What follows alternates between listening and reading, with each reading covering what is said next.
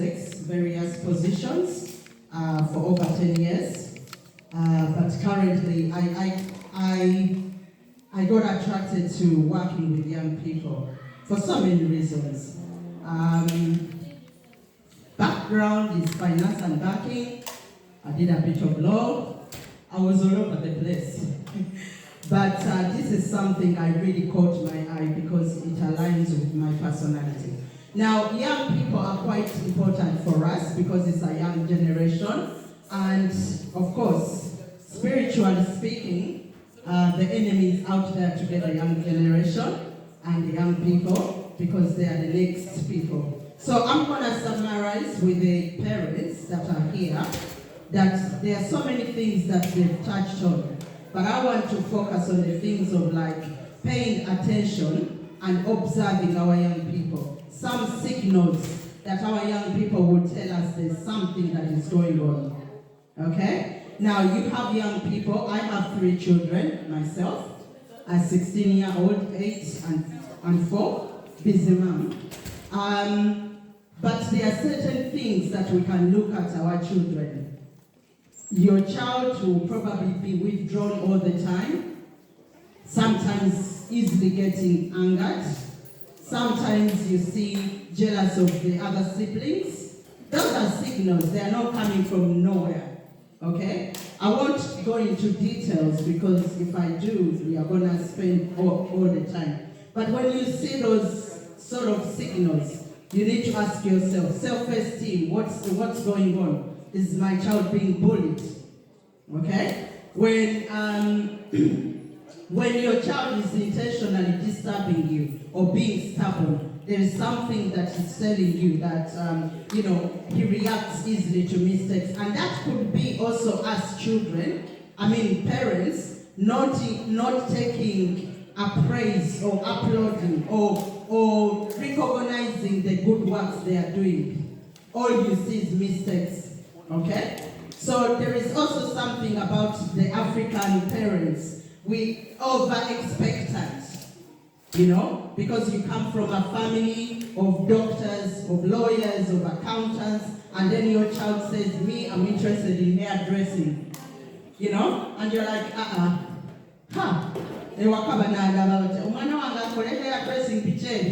but that is, I know some hairdressers. My sister-in-law cuts Simon Cowell's hair. She's a hairdresser, professionally. You know how much that money is? That's the talent they have, okay? So we are over-expectant of our children, and in that way we lose trust. We impose authority, but we lose trust. Now we have the thing of like, I'm an African parent, you will see me.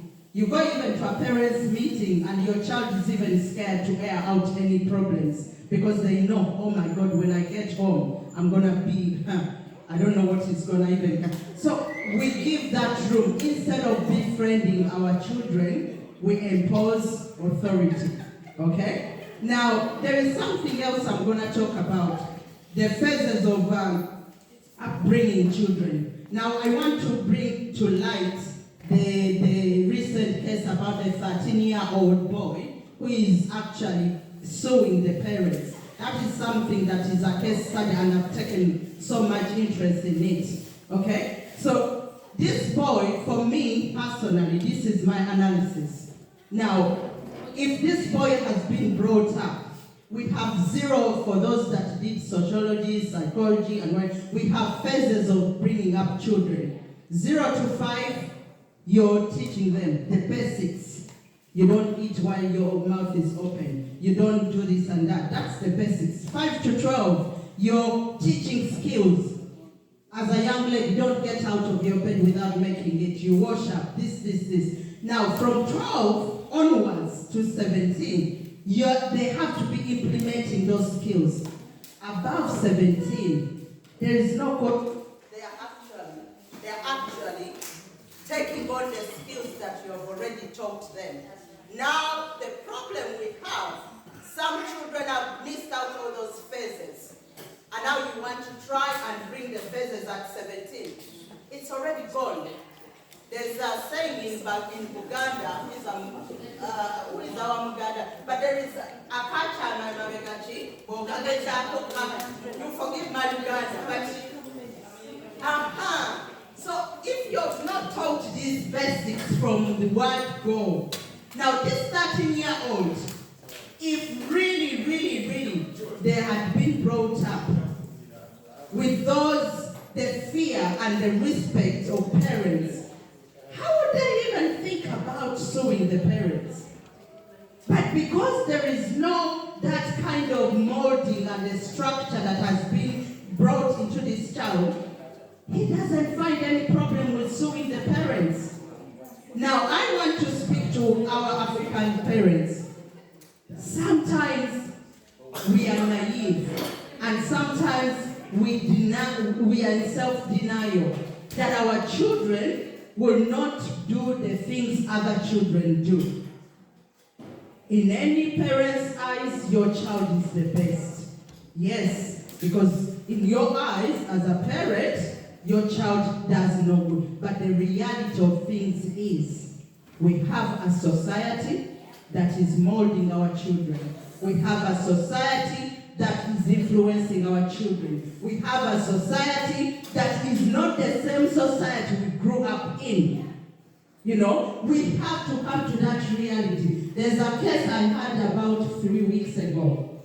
And this lady, and the case was that this 16-year-old had done all these nails, you know, those long nails, you know. And the mother was asking her to wash up the plates and also wash up the meat because the visitors.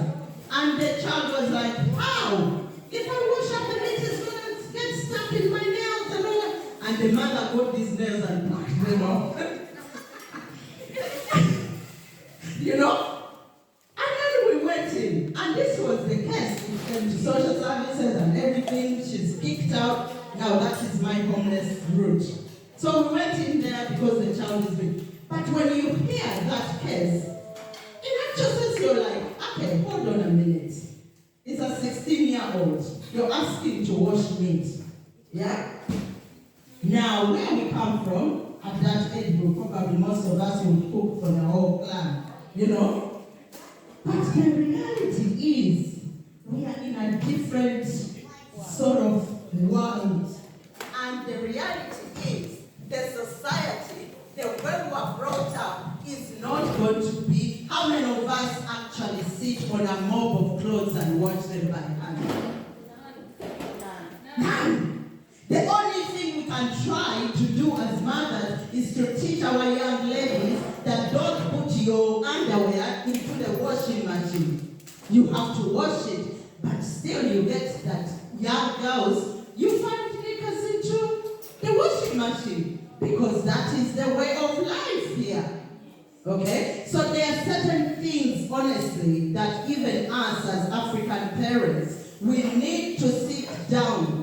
Because you walk to school with no shoes, don't deny your child shoes. Okay? Because you went to school with no lunchbox and you had one biscuit or whatever, don't deny because then that becomes what? Neglect. Because you're neglecting the needs of the child. You have been blessed enough that you have to supply. So those are the things like we need to really think about. How are we bringing our children? What phases are we doing them in a very structured way? The other thing also is the fact that we don't have structure in our homes. Now when I talk about structure and routines, some people think those are for only autistic children, those are only for special needs children. No. Every family, we live in a very chaotic society as it is. Our lives are chaotic. You're working, you're going, your husband is coming in, you're going out. And if you don't have routine, the whole thing becomes chaotic. And when it becomes chaotic, your children become chaotic.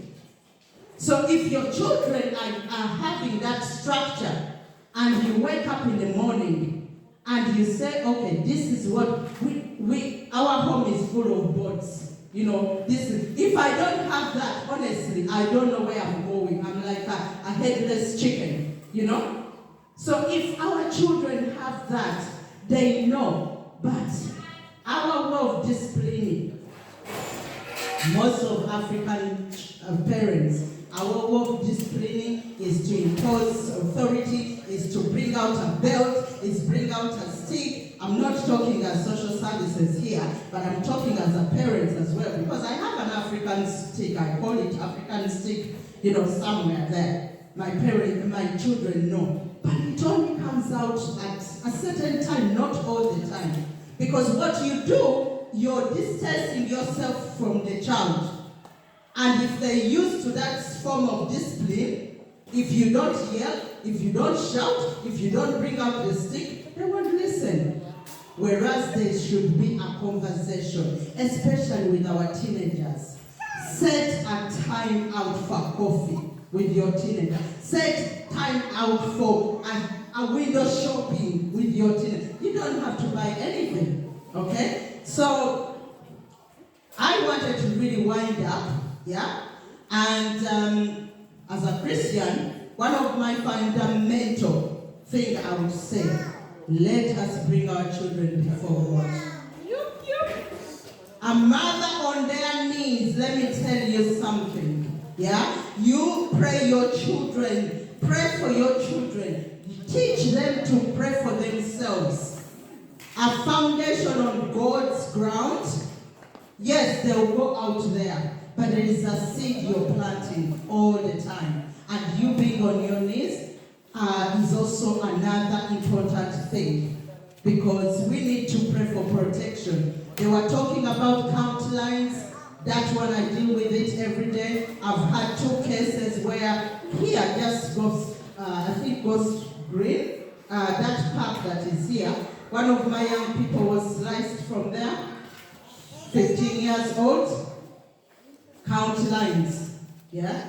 But parents, we are very, very naive to think that our children are not involved.